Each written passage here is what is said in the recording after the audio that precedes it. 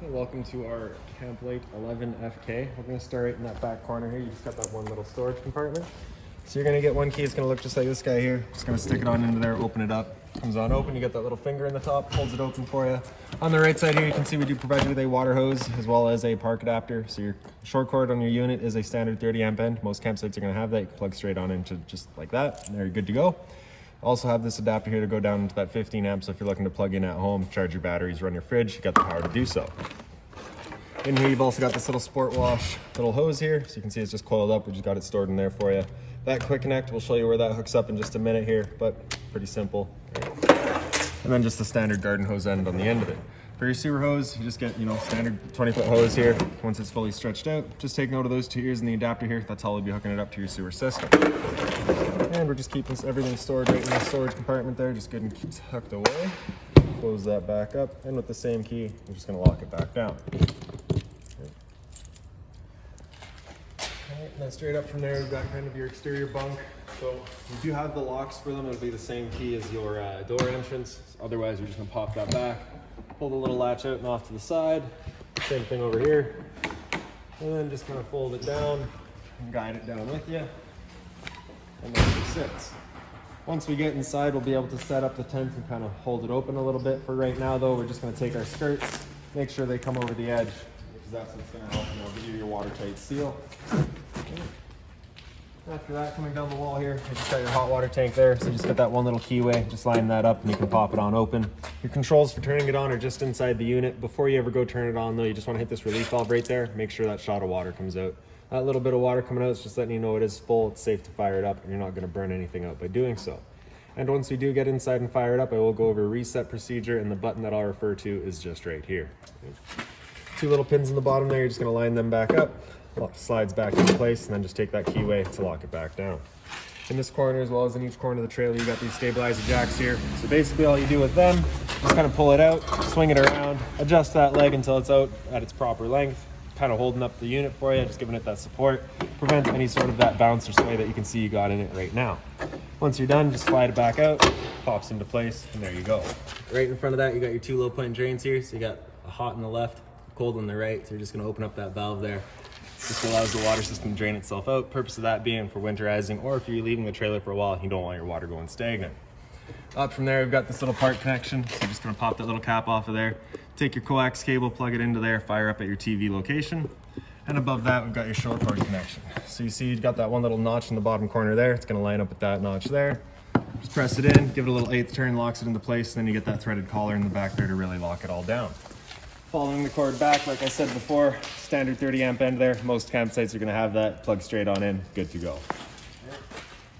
Forward from that, we've got your water connection here. So on the left, you got your fresh water tank fill. You just take your water hose, plug it into there, turn on the water, and that'll fill up your fresh water tank.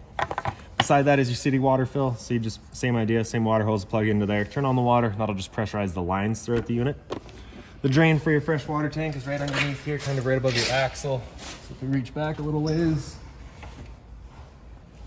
open that up, open that up, you can see it drain itself out.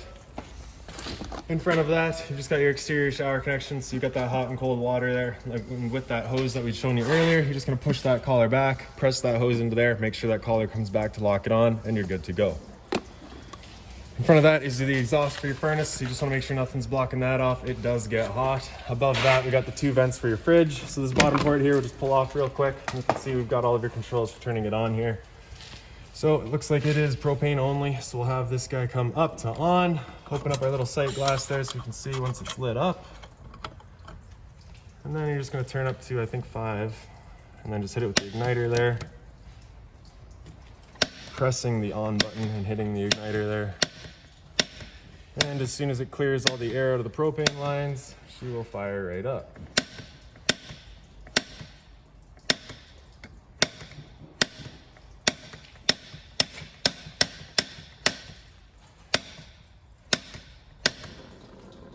There we go.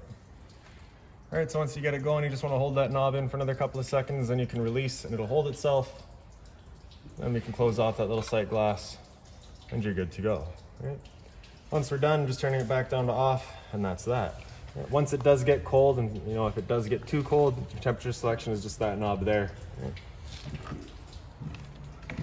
slide that cover back into place, knock it back in, make sure these little rivets are locked back down, and there we go. Down from there, we've got your sewer connection. So you just got that cap there, just kind of press it in, pull it off. You can see it's got the same 2 ears that your sewer hose had. Will be attached in the same way. Just press it in, give it that turn, clicks into place. On the left, you got a black valve. On the right, you got a gray. So that gray valve is controlling your gray tank, which you fill from your sinks as well as your shower. So it's typically going to be your cleanest water. So when it comes to dumping your tanks, you're going to do the black tank first, which is filled from your toilet. So we'll let that drain out completely. Once that's done, you go over to the gray, let that go last, just to help keep that hose as clean as possible. Around front, you can see you just got the standard tongue jack on a wheel there. Battery is housed in this box here, so as long as you're plugged into that short cord in the back or your 7-pin into your tow vehicle, that battery is charging for you. Standard barbecue style propane tank here. You're just going to turn that to open it up, and that's that. Around the other side, all you got over here basically is just your porch light there, as well as a little GFI protected outlet. And then lastly would just be your awning. So you will get a rod for doing all of this, but basically all you're going to do is take that little knob there, flip it down, and then you can grab this handle here. Actually, we can undo our locks first, that'll help. And then we can take this handle here, pull it on out, and you can see the awning then just comes on out. Right. Now for changing your pitch or all of that, basically just taking this handle here, you can extend it. You can see that then changes the pitch of the awning out at the head, allowing water to then run off. So if it were to start raining, you could set it on a tilt. Before you bring it back in though, you just want to make sure they're back down fully extended. And then we can just take this knob here, flip it back, and it starts retracting itself. Right. Then we'll just come in, make sure those locks click into place. And that's that. So for your entrance, you just got that one little step there, just kind of walk and out. Then we can open up our door, come on inside. So right in on your left is your fire extinguisher. So standard, pull the pin, point, and shoot. Up on the wall here, this light switch on the bottom does all of your interior lights. The light switch above that does your bathroom light. So in the bathroom, you just got your shower there, the standard head and hose, hot and cold water, of course, and then the toilet there with the flush lever just on the right. All right, up on the wall here, you just got a little bit of storage, as well as down below. More storage beneath the sink here. Just being mindful of our drains and our water lines back there, as well as the propane line. We of course don't want to be breaking those. And just the other side of it here.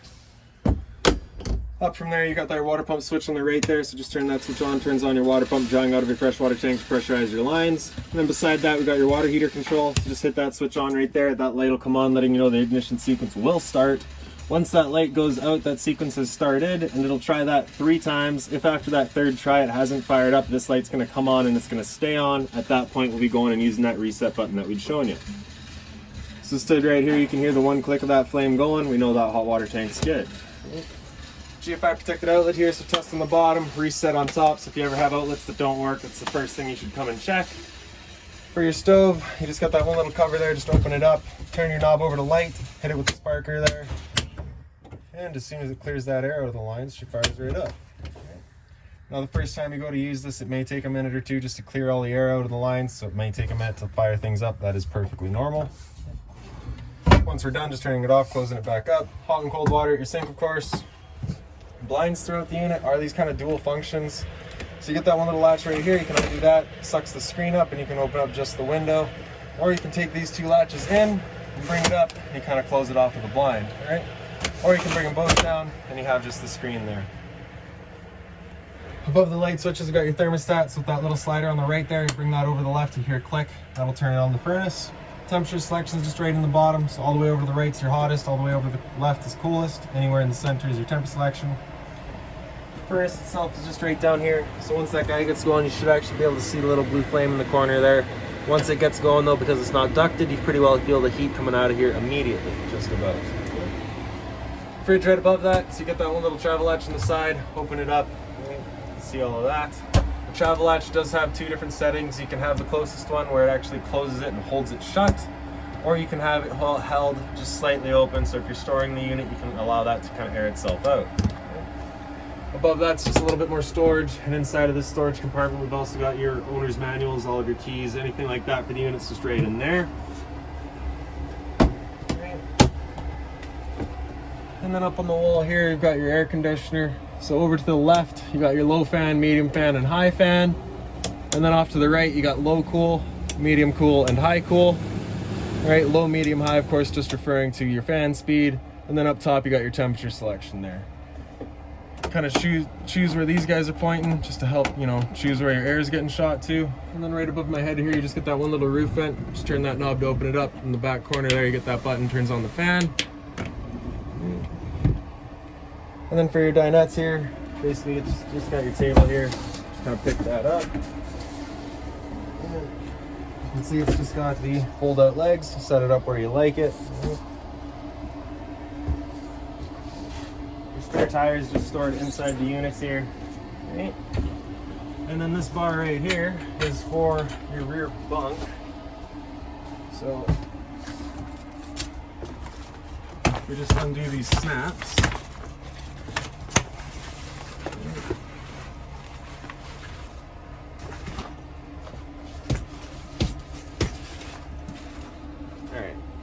So if we just kind of look up and in, you can see there's that one little metal bar right here. You can see that one little hole right on the tip of my finger there.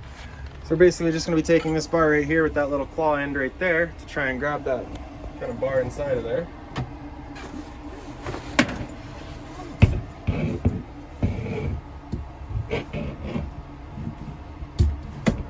Once we have it, just pushing it up and out.